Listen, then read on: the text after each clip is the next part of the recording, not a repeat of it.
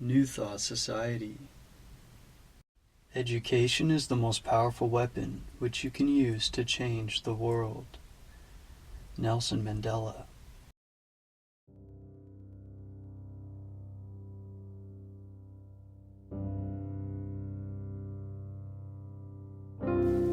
Chapter 4. The First Author. In 1863, Mr. Quimby received as a patient one who was to accomplish a very important work in the promulgation of the new theory and practice of healing. This was Reverend Warrenfeld Evans of Claremont, New Hampshire.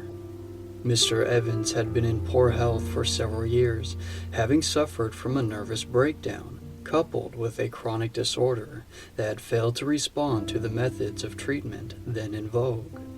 Having heard of Mr. Quimby's remarkable cures, he visited Portland on 2 occasions to receive treatment by the new method.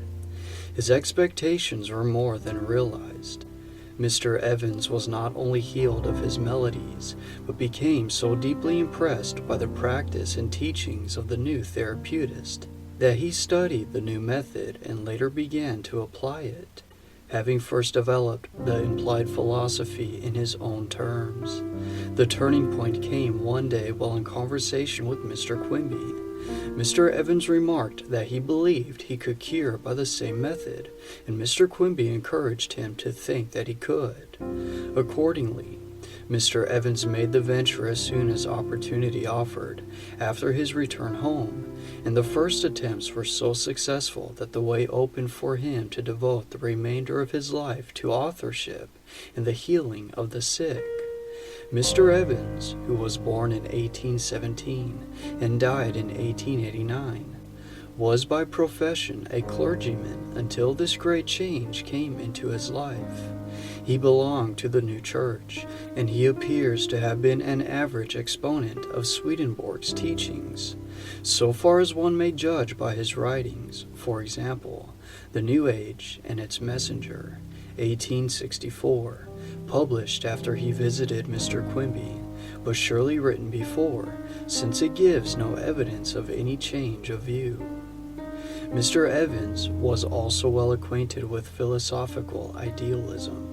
He possessed the ability to grasp fundamental principles and think them out for himself.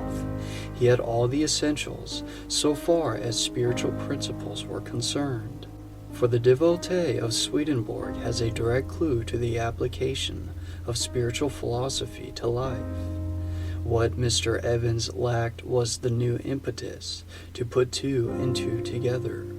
He lacked the method by which to apply his idealism and his theology to health. Mr. Quimby gave him this impetus. He possessed the method. Mr. Evans, with ready perception, saw the connection and was quick in his discernment of the values of the new practice. Mr. Evans had given little evidence of originality in his earlier writings, since his chief interest was to spread knowledge of Swedenborg's doctrines. But in his first book on spiritual healing, or, quote, mental science, end quote, as he sometimes called it, he branched out in a freer style of thought and undertook to win attention for the new views, without at first indicating their origin. In his second book, however, Mental Medicine, Boston, 1872, he ventures to use the phraseology he had acquired from Mr. Quimby and to mention the pioneer therapeutist by name. He says, quote, disease being in its root a wrong belief, change that belief and we cure the disease. By faith we are thus made whole. There is a law here the world will sometime understand and use in the cure of the diseases that afflict mankind. The late Dr. Quimby, one of the most successful healers of this or any age, embraced this view of the nature of disease, and by the long succession of most remarkable cures proved the truth of the theory and the efficiency of that mode of treatment. Had he lived in a remote age or country, the wonderful facts which occurred in his practice would have been deemed either mythical or miraculous. He seemed to reproduce the wonders of the gospel history." End quote. Reverend W.J. Leonard, in The Pioneer Apostle of Mental Science, Boston, 1903, says that one who knew Mr. Evans intimately, quote, reiterates this sentiment in a letter to the writer in the following words. In his estimation, Dr. Quimby was the highest authority in the science of healing, and a man of noble character and purest aims, which Dr. Evans believed were indispensably necessary to bring one into the perfect peace and the harmony with the divine life required to teach or heal the sick and suffering with success. Not only was Dr. Evans fair enough to honor his master in the science, but with the humility and modesty of the truly great soul, he made no attempt to claim that the truths he presented were absolutely new. End quote. It is interesting also to read the testimony of one who knew both Mr. Quimby and Mr. Evans, who followed the latter's work with great interest, doing what was possible to make his books known to the world. In The True History of Mental Science, Mr. Julius A. Dresser says, quote, Dr. Evans obtained this knowledge of Quimby mainly when he visited him as a patient, making 2 visits for that purpose about the year 1863, an interesting account of which I received from him at East Salisbury in the year 1876. Dr. Quimby had been a clergyman up to the year 1863 and was then located in Claremont, in H. But so readily did he understand the explanations of Quimby, which his Swedenborgian faith enabled him to grasp the more quickly, that he told Quimby at the second interview that he thought he could himself cure in this way. End quote. Mr. Evans's first book, The Mental Cure, Boston, 1863, is important for our purposes for several reasons. It was the first volume issued in our country on the subject. It was soon widely read in this country and Europe, where it was translated into several languages. It gave extensive publicity to the new ideas for the first time. It contains something like a demonstration of the truth of the principles for which it pleads, that is, by reference to facts and sound inferences based on facts, and it is still superior for this reason to most of the New Thought literature today. More significant still, perhaps, from a historical point of view, is the evidence it gives of a transitional point of view. For while the author branches out freely and expounds Swedenborg's views in his own fashion, he is still largely dependent on the teachings of the Swedish seer, and his interpretation is more sound. In Mental Medicine, 1872, and Soul and Body, 1875, all published before Science and Health by Mrs. Eddy, Evans develops the same views in a supplementary way, but in the volume ordinarily referred to as his best book, in the one which had most to do with giving shape to the new thought, The Divine Law of Cure, 1881. Mr. Evans shows that he has been reading the philosophical idealists, and that he has changed his views to some extent, as we shall presently see.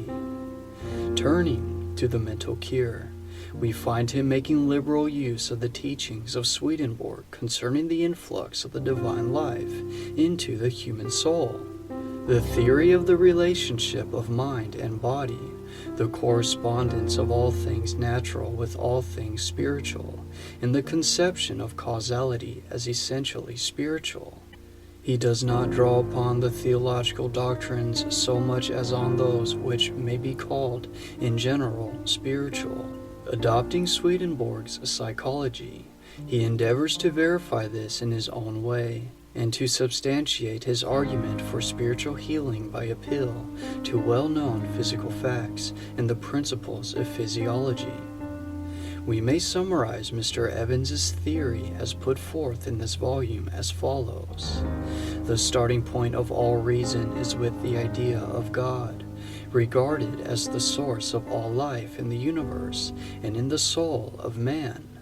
The true science or philosophy would give us a complete view of things in the light of their causes, their relationship to and dependence on God. Man, created a form recipient of the divine life, is in inmost essence divine, and this divinity within him remains untainted, whatever the vicissitudes through which man passes. In short, there is an inextinguishable divine spark which may be fanned into flame, despite all appearances to the contrary. In actuality, however, man is very far from recognition of this, his divine birthright and interior privilege. There is a blinded or disordered activity of the mind in its outward form. There is an antagonism between the inmost essence and the selfhood of man as commonly regarded. Hence, the mental and physical unhappiness and misery through which man passes. Hence, the need of distinguishing between human nature, as it was designed to be, as it ever is in the ideal sense of the word, and human nature in a state of moral, intellectual, and physical disorder. Very much depends, therefore, upon our knowledge of and insight into the human self in relation to God. The starting point always should be with the inner man, the spirit or soul. The life of the soul is received by influx from God, the source of all our life. All men are incarnations of the divine. Quote, "In all men, the divinity becomes finitely human." End quote. The soul receives its form from the divine spirit within. It is in the human form, yet the significance of this form is that it is made in the image and likeness of God. The mind is not then formless and unsubstantiated, as we sometimes say in our ignorance, but it consists of real substance, that is, spiritual substance, and is definitely formed according to the divine ideal. Nor is the mind confined to the brain, or limited in form by the brain's substance and activity. The mind pervades and is interfused throughout the body, and is coextensive with the physical organism. It thrills in every nerve and pervades every fiber. In brief, the body corresponds or answers to the spirit, and changes brought about it in the spirit manifest themselves in the bodily organism, since mind or spirit is a higher, diviner force, quote, approaching many degrees near the central life, end quote. We also see how this intimate relationship between soul and body is possible when we remember that matter with all its properties is merely a modification of force, in that all causality operating in physical force is spiritual in the last analysis. Within the spirit itself there are orders and degrees. The spiritual degree, that is, our inmost nature, may and ought to control the natural degree, hence the animal instincts, the bodily activities which foster man's best estate. The spirit is endowed with both will and understanding. The understanding is recipient of the divine wisdom. The will receives the divine love. Thus, love in us is central, fundamental. Love is our very life. When we act from love, we act from the divine life in us. Love in this, the higher or interior sense of the word, is the, quote, moving force of soul and body, end quote. The, quote, hidden spring that moves life's machinery, end quote. The divine love within us may become, quote, our fountain of health, end quote. If there is harmony between the will and the understanding, unity in the inner life, there is spiritual health. And if spiritual health, then bodily health. Disease, in essence, mental, not physical. is due to loss of balance between the understanding and the will, between the intellectual and affectional departments of our nature. In saying all this, Mr. Evans is adopting Swedenborg psychology so as to find sure place for the truths concerning disease and its cure, which he has learned from Mr. Quimby. Tracing out the discord between the will and the understanding which underlies disease, Mr. Evans further says that disease arises from some false idea which has become too prominent, some feeling that is inordinate or uppermost in such a way that conflict results and the body responds. To restore the balance is to cure the soul, hence the body. As every mental condition records itself in the body, when the state of mind is changed, the bodily correspondence manifests it. In developing this view of the relationship of the soul to the body, Mr. Evans makes use of Swedenborg's teaching in regard to the spiritual body, which he interprets as the, quote, seat of all sensation, end quote, agreeing with Quimby that the physical body in itself is destitute of feeling and intelligence. Otherwise stated, sensation belongs not to the bodily organs in which we seem to feel it, but to our, quote, inner nature, end quote. The, quote, inner form is the prior seat of all diseased disturbance in the body, end quote. Disease, so called, is only an outward or visible effect of the inner disturbance. The symptoms are not the disease. The body is incapable of generating a disease by itself, nor is disease an entity or force that seizes us from without. We cannot interpret the bodily condition correctly unless we see it in an outward expression of the inner state to which it corresponds. Mr. Evans finds expression for Quimby's teaching that everyone gives off a, quote, mental atmosphere, end quote, which discloses the inner condition by adopting Swedenborg's view of, quote, spiritual spheres, end quote. Quote, this doctrine of spiritual spheres, he says, is of great importance in mental philosophy, but has been almost wholly ignored. In the system of Swedenborg, it has been given that prominence that belongs to it. Every angel, every spirit, every man is surrounded by a spiritual sphere of affection and thought, or radiant circles of an emanating force, within which he imparts, often silently and unintentionally, his own feelings and ideas. There are persons who exert a secret but powerful influence over those who come in contact with the sphere of their inner nature. This influence is good or bad, happy or depressing, elevating or degrading, according to the confirmed affectional state of ruling love of him from whom it proceeds. For it is to be borne in mind that it goes forth primarily from the love which constitutes the soul life.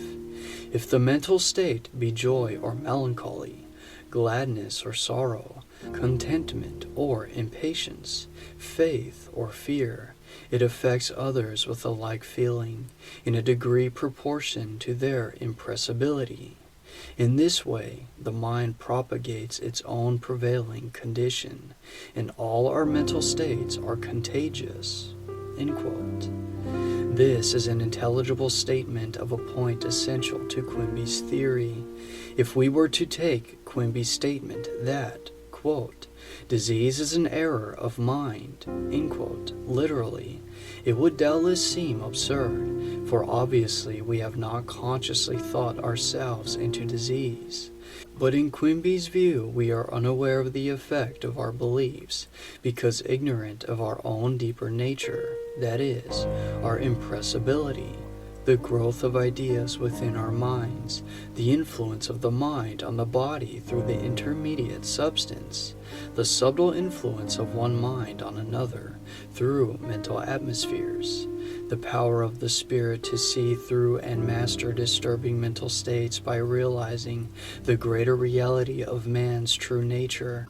If the later devotees of mental healing had taken account of all the factors noted by Quimby and explained so clearly by Evans in this, his first statement of it, they would have inquired into the nature of spiritual influx and correspondence, and would have adopted an essentially spiritual view of the whole field. Instead of a new thought, instead of almost exclusive emphasis on suggestion or affirmation, we might have had a new spiritual philosophy embracing the larger truth of the New Age.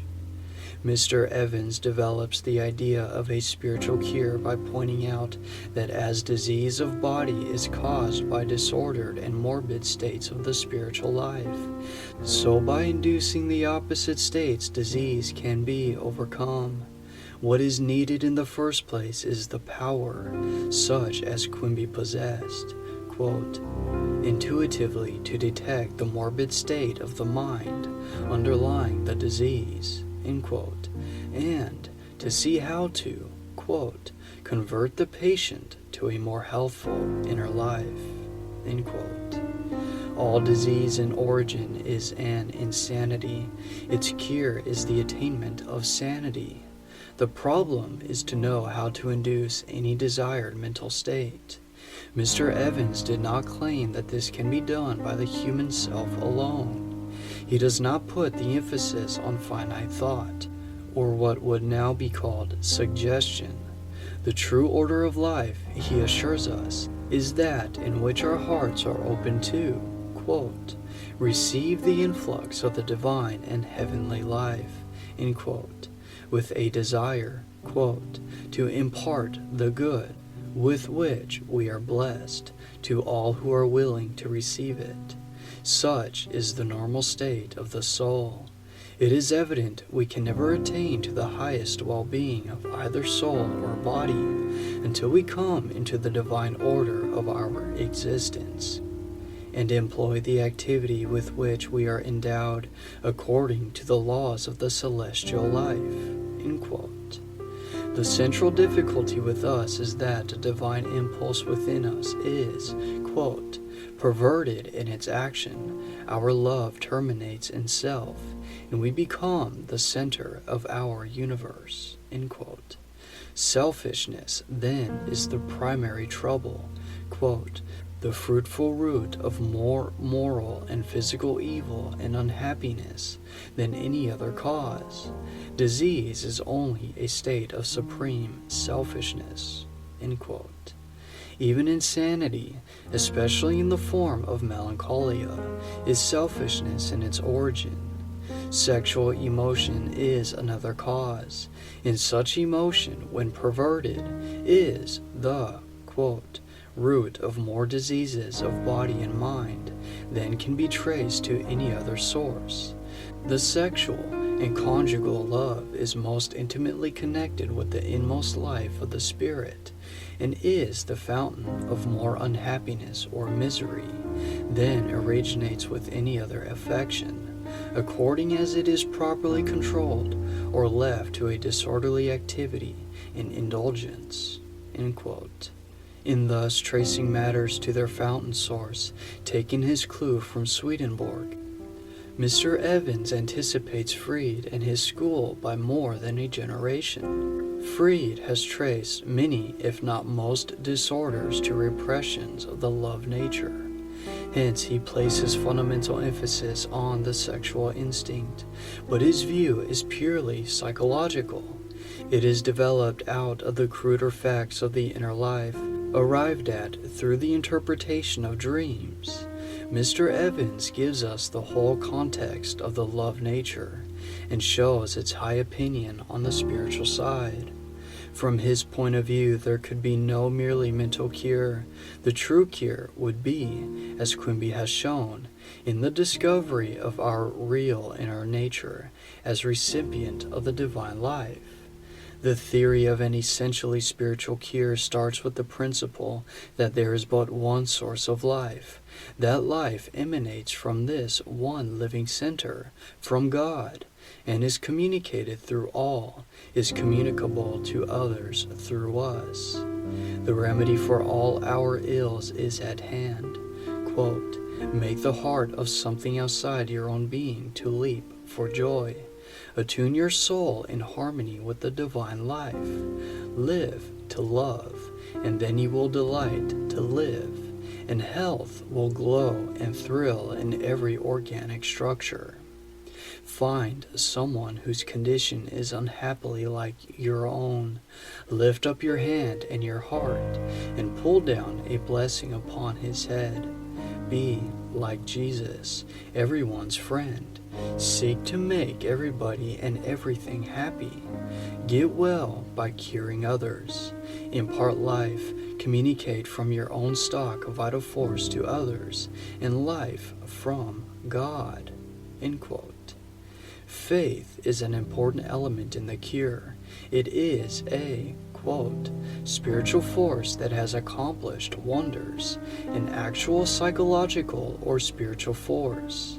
To believe that we can do a thing, especially if that faith is the result of an understanding of nature's laws, empowers us to do it. To believe that we are well, or that we are going to become so, excites a spiritual force within us that goes far towards making us so. The lack of faith is the loss of one in the essential elements of a sound mental state, which underlies, as a foundation, a healthy bodily condition.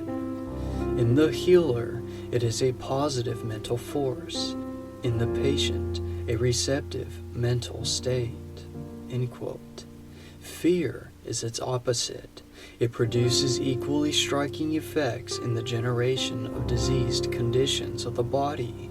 The healer should induce the spiritual state which drives out fear, should establish as a permanent possession the state which is the opposite of that causing the disease. The greatest motive power in this inducing of the desirable spiritual state is love, which sets the spiritual forces within us in operation. Quote, "Just as far as anyone receives into himself the pure, unselfish love of God, a love that in him is an irrepressible desire to communicate good, so far there is in him a power to impart life and health and peace to others." End quote. Agreeing with Quimby, Mr. Evans finds the same method taught in the New Testament. Quote, "When," he says, "we assert that life is communicable, we occupy undisputed ground. It was in harmony with this recognized law of our being that Jesus cured diseased humanity. He laid down his life for men, an expression that has no reference to his death. Jesus healed first the mind, then the body. He removed the spiritual cause of disease, and the physical effect ceased. He carried his sanative influence into both departments of our being, the inner and the outer.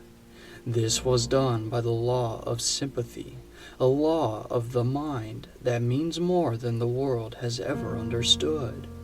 By it, one mind transmits its state of feeling and modes of thought to another.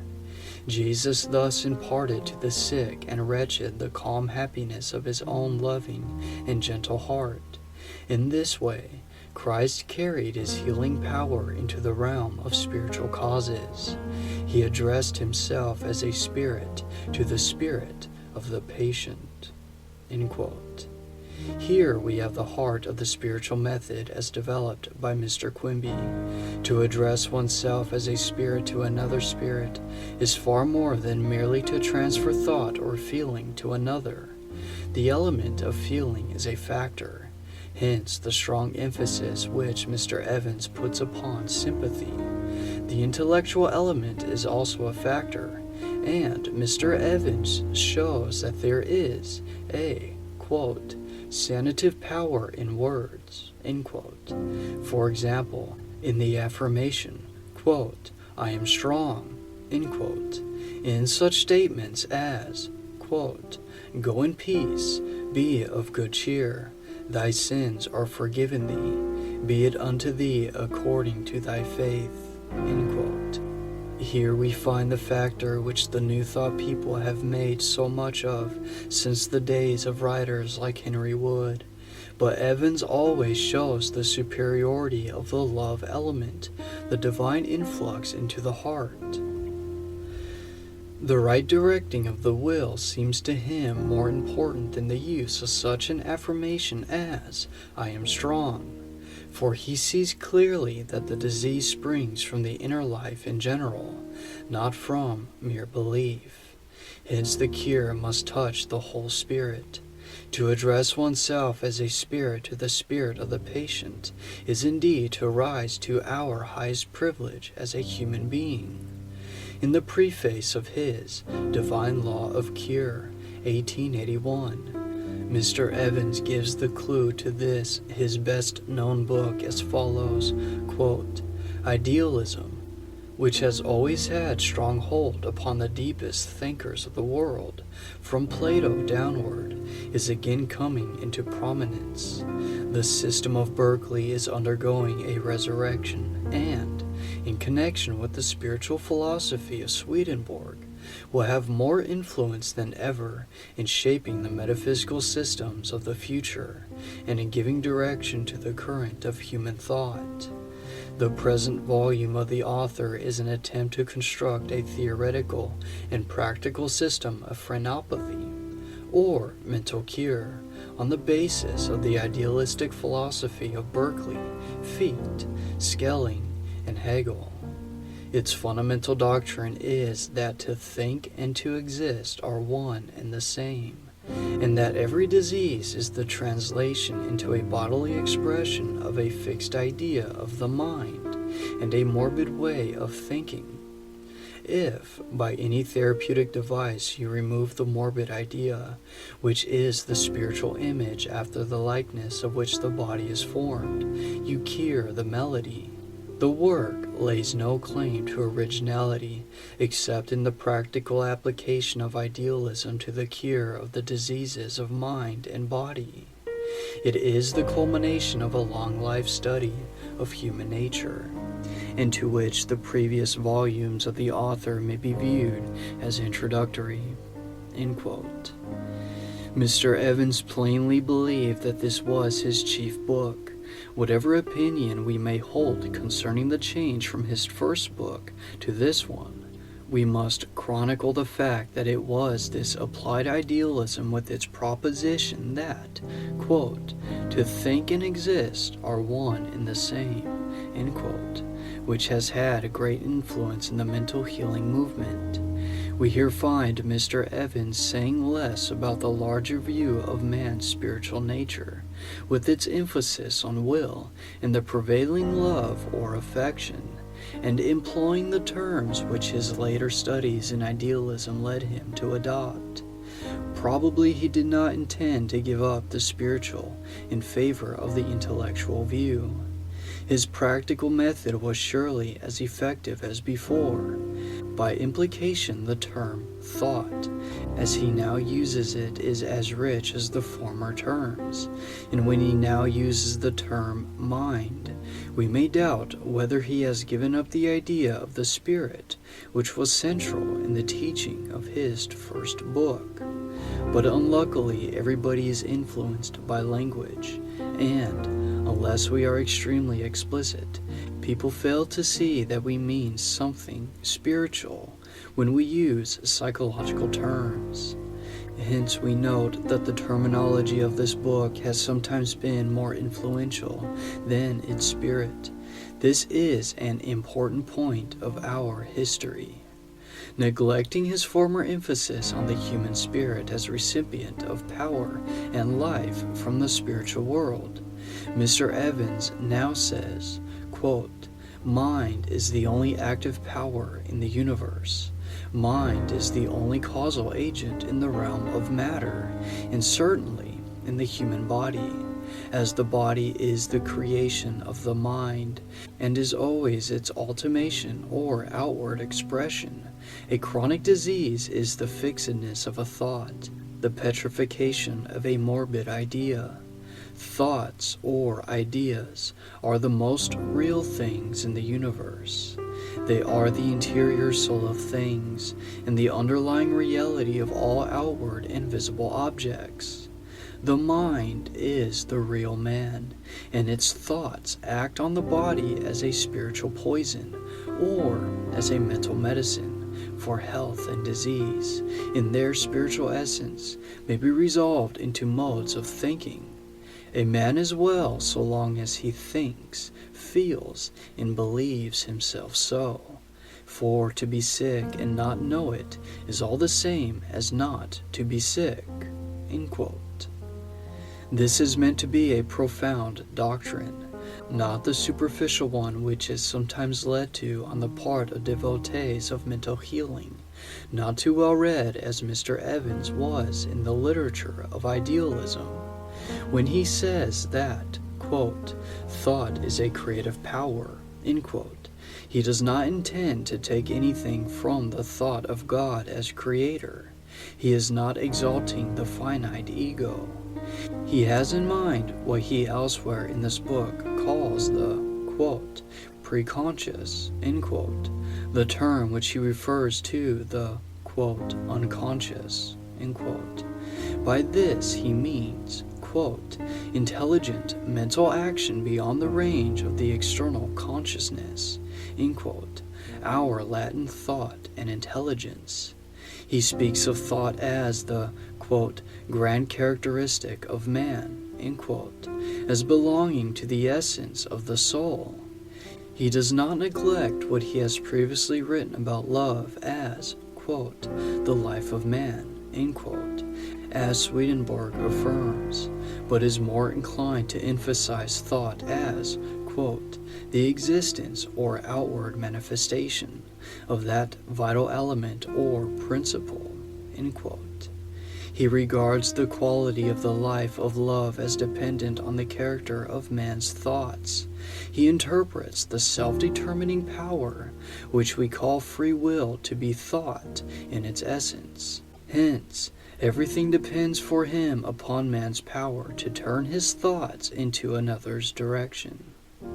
Here, Mr. Evans approaches the more recent psychological emphasis on attention as the determining factor in our mental life. Having restated the entire theory of the origin and nature of disease with the term thought as central, Mr. Evans proceeds to a restatement of the mental cure. He bases his proposition that there is a, quote, healing power of thought, end quote, on, quote, the Hegelian principle that thought is a creative force, end quote. It is a, quote, fundamental idea of Hegel's philosophy, end quote. He tells us, quote, that everything in its last analysis, or when we come to its inmost reality, is only a thought.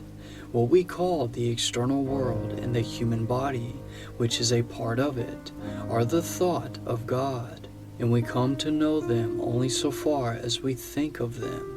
They are revealed to us by the same power that creates them. Disease, like every other thing, is created, or at least has an existence only by thought. In the phrenopathic method of cure, it is a fundamental principle that thought is the ground of all reality. End quote. One might neglect the bodily conditions of disease and almost come to believe that nothing exists save when we are thinking about it. If one were to take too seriously Evans's statement that a, quote, thing, a world, a disease, comes into our consciousness only when we think of it, end quote, he seems to forget for the moment that our thinking about it has nothing to do with the existence of the world. that our consciousness is for the most part involuntary, and that nothing ceases to exist when we cease to think about it. If to, quote, bring disease into the realm of unconsciousness, end quote, be all that we need to do to make it unreal, it would indeed be simpler matter to banish all disease from the world. Mr. Evans had offered a really fundamental view of disease in his first book by tracing it to selfishness and showing that its cure means spiritual regeneration. He does not now speak of healing as the operation of one spirit on another by drawing upon the inflowing life from the spiritual world. He still puts the emphasis on the divine mind, and by this he means the spirit in all its fullness.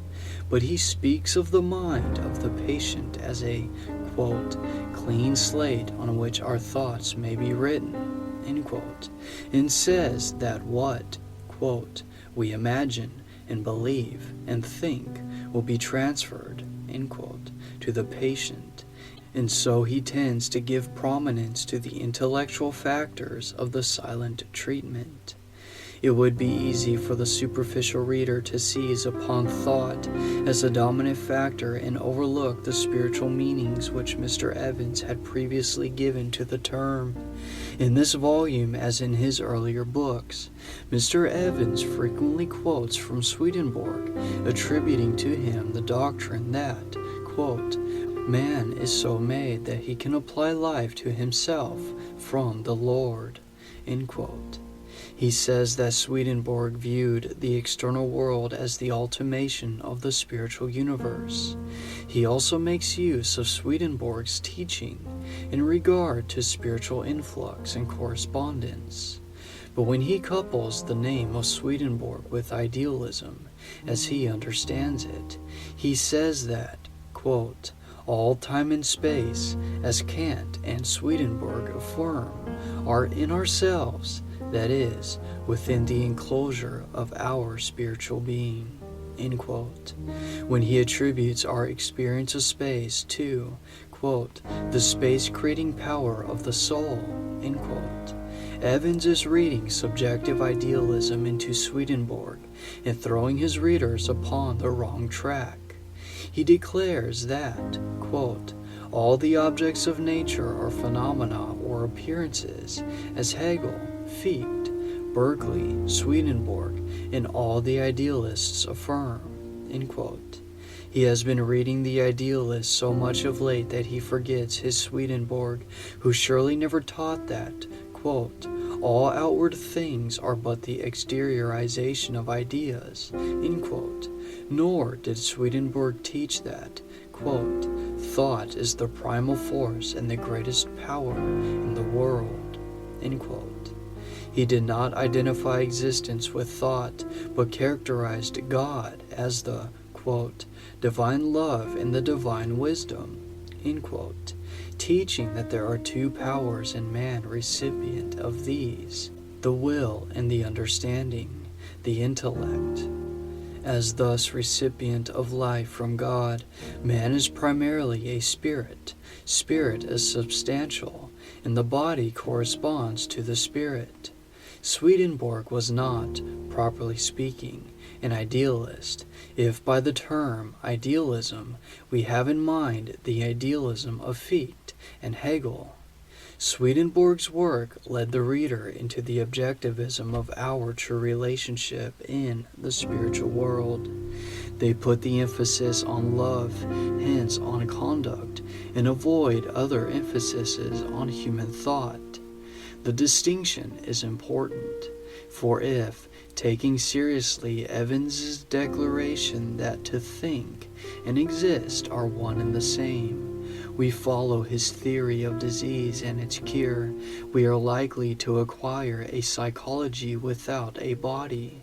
We are apt to think too lightly of the natural world, and to make the road to salvation appear easier than it is.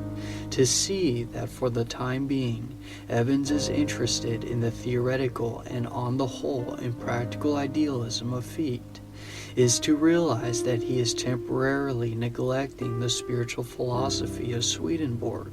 With the clue to Quimby's teaching it gave him in the early years, there was really no reason to, quote, attempt to construct a theoretical and practical system of phrenopathy or mental cure on the basis of the idealistic philosophy, end quote. Mr. Evans already possessed a better philosophy. He did not improve either his terminology or his practical method by the change. What he did do was to mark out the way of thinking which devotees of mental healing in the mental science period followed by emphasizing thought as creative, as the greatest force in the world. The universe became less substantial for the mental healer as a result. The mental doctrine became the popular one. The profounder view of the spiritual life of Mr. Evans's first book was for the most part neglected. Readers of Mrs. Eddy's Science and Health found a somewhat similar interpretation of the idealism of Berkeley in her writings. Thus, in the mental science period preceding what is now known as the New Thought, both those who began with Evans and those who started with Mrs. Eddy arrived at much the same conclusion. The universe lost for them a part of its reality, and the process of working back to the profounder view was made difficult. End of chapter.